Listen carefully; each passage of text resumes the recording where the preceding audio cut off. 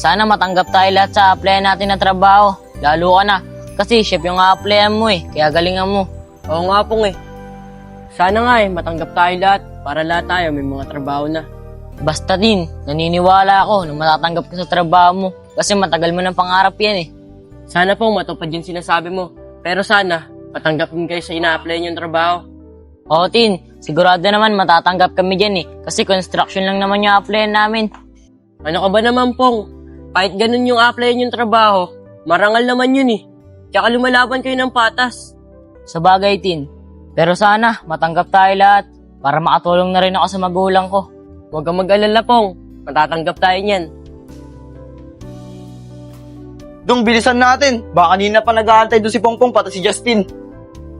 Negro, si Junel, di ba sasama sa atin? Hindi ko alam doon. Tanong na lang natin kay Pongpong pagdating natin doon. Tara. O Dong, ayun sila.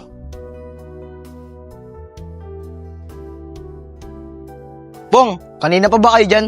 Oo, ang tagal nyo kaganina pa nga namin kayo inaantay. Pasensya ka na Pong Inantay ko pa kasi si Badong. Hindi niya kasi alam kung saan yung applyan dito.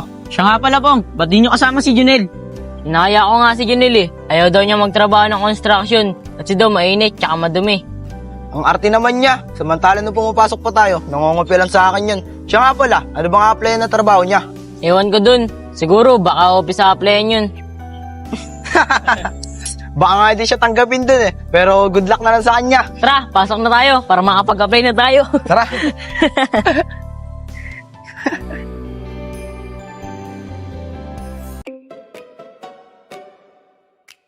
Dito na ba yung apply ng call center?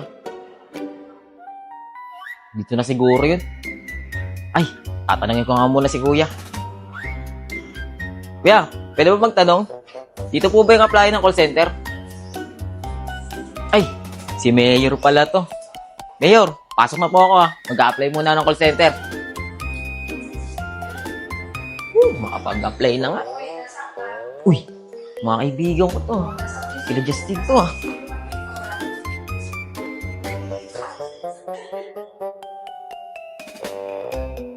Congrats sa atin mga tol. Natanggap tayo ng trabaho. Oh, bit dire-diretso si Justin. Tara nga, puntahan natin. Tara. Ano? Tanggap silang trabaho. Kapag-apply na, sana matanggap ko.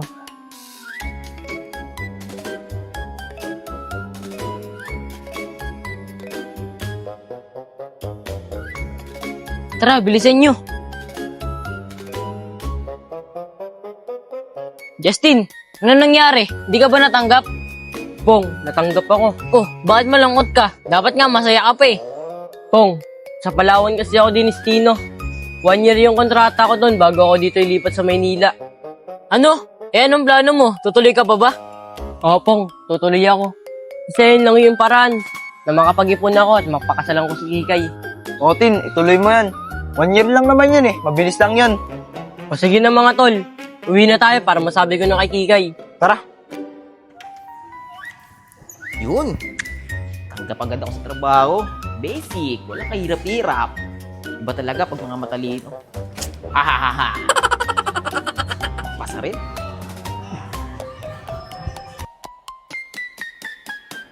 Wait lang mga tol. Parang si Junel to Nasaan? Wala naman Wait lang, pupuntahan ko lang. Lakas ng tama ni Negro, ano? Anong gagawin ni Junel dyan? I-applyan lang dyan. Construction tsaka chef. Hayaan mo na, baka iba lang yung nakita niya, hintayin na lang natin. Sige. Nakita ata ko ni Negro Junel, sabi na nga ba, ikaw yan Anong ginagawa mo dito? Ako ba? Nag-apply ng trabaho. Nag-apply ka ng trabaho? Apply lang naman dito. Construction, tsaka chef. Ano ba pinasok mo? Shit. Call center. Ayun in-applyan ko. Matalino kasi to, boy. Call center? Wala naman apply ng call center dyan. Anong wala? Call center nga in-applyan ko tanong mo pa kay Mayor Tara na nga, sabi na kasi inyo. May applyan pala ng call center dyan. Si Junel nga. O Junel, anong ginawa mo dyan? Nag-apply. Ano yung applyan mo dyan? Huwag mo sabihin chef din kagaya ni Justin. Call center, syempre. Magaling kaya ito mag-English. Kaya stop it to mouth. Ano? May applyan pala ng call center dyan? Kala ko construction lang tsaka ship. Yun ang hindi nyo alam. Tara na nga, sabay-sabay na tayo umuwi. Tara.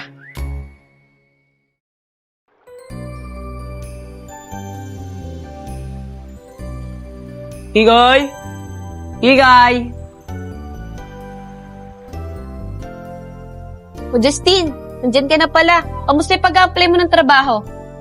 Okay naman, Kikay. Natanggap nga ako eh. Oh, mabuti naman kung ganun, Justin.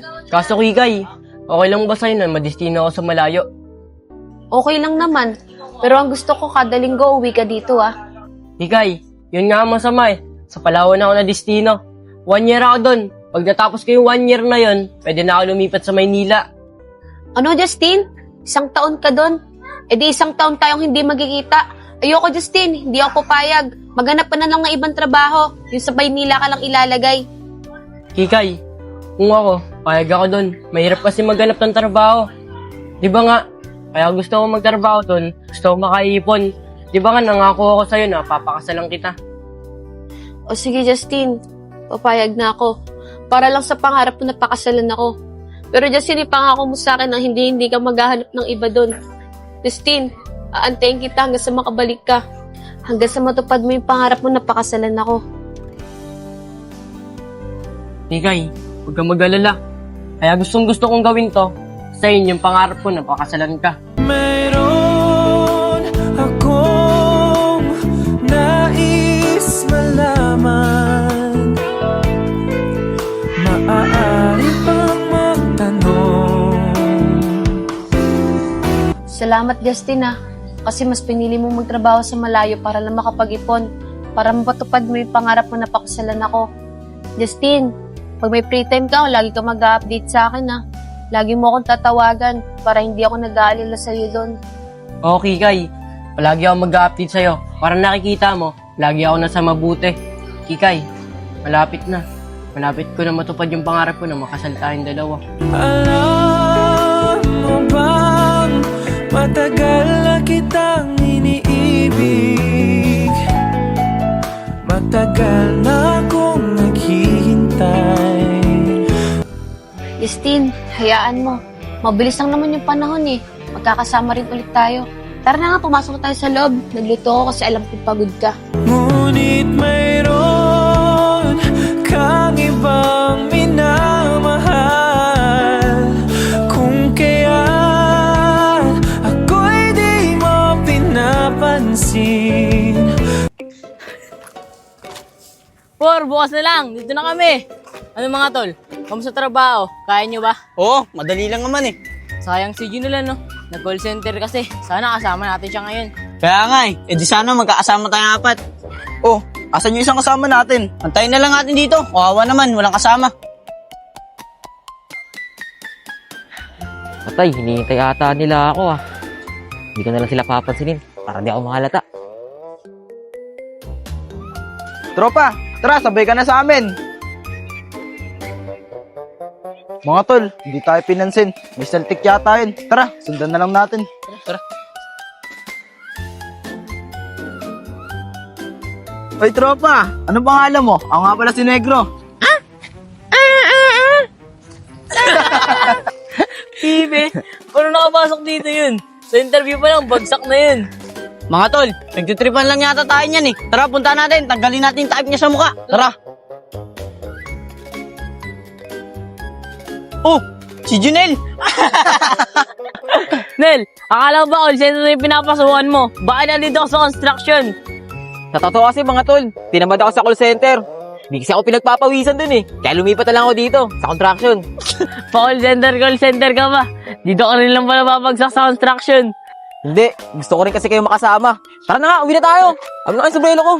Tara, Pasikat kasi. pasikat yarn.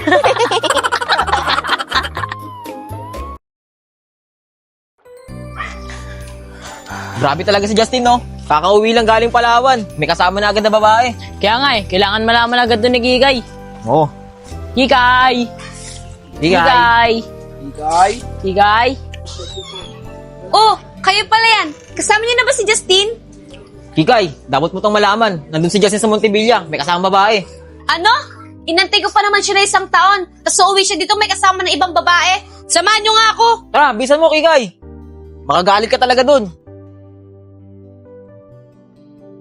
Tara, bilisan nyo.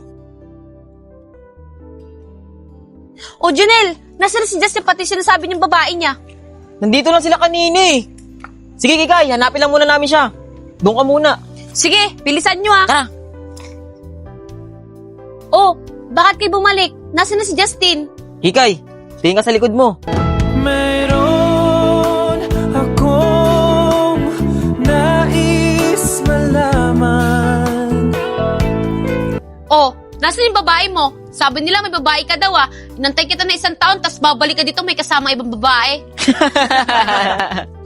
Oh, bakit niyo ako tinatawanan? Kikay, tumingin ka lang kasi kay Justin.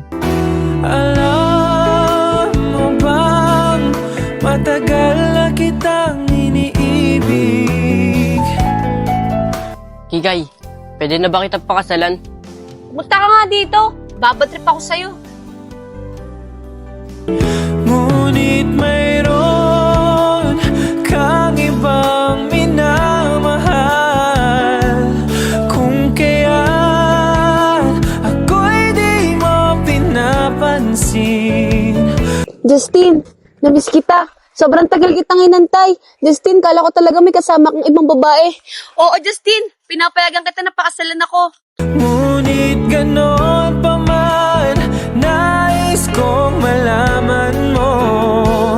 Ang puso kong ito'y para lang sa'yo. O Kikay, totoo na tong singseng, hindi na to dahon. Loko ka talaga. O sige na Kikay, sasuot ko na sa ito. Nandito ko, umiibig sa'yo. Kahit na nagdurugo ang puso. Kung sakaling iwanan ka niya, huwag kang mag-alala. O diba Kikay, saktong-sakto yung nabili ko sa'yo. Eh, Justin, kailan mo ako balak pakasalan? Gusto mo sa 1 linggo na agad eh. O sige, Justin, sabi mo yan, ha?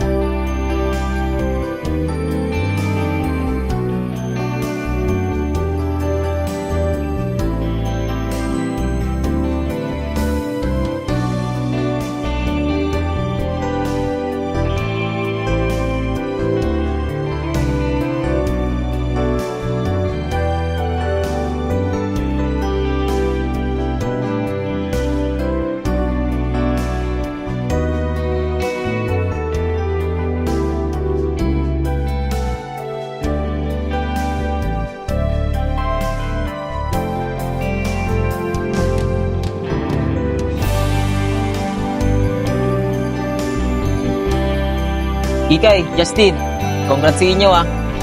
Kikay, Justin, congrats sa inyo. Natupad mo natin. Ipangarap mo kay Kikay na pakasalan siya sa simbahan. Congrats. Kikay. Salamat. Kikay, tulad nung pinangako ko sa'yo, ito na, natupad na. Justin, salamat sa'yo, ha? Dahil sa sobrang tagal ng taon na hintay natin, finally natupad na yung pangarap natin na pakasalan mo ako sa simbahan. Ay, ano na? Tara na, honeymoon na tayo. Justin, teka lang! Bagong lahat, nahagis ko na itong bulaklak. Sino makakasalo? Siya susunod na yung kakasala. O guys, ready na ba kayo? Okay, 1, 2, 3! Paano, Kim? Tayo na sunod na ikakasal. O paano guys? Dito na kayo ha. Mauna na kayo sa venue, magpakabusog kayo. Bubusugin ka muna si Justin. Dito na kami ha. Sige.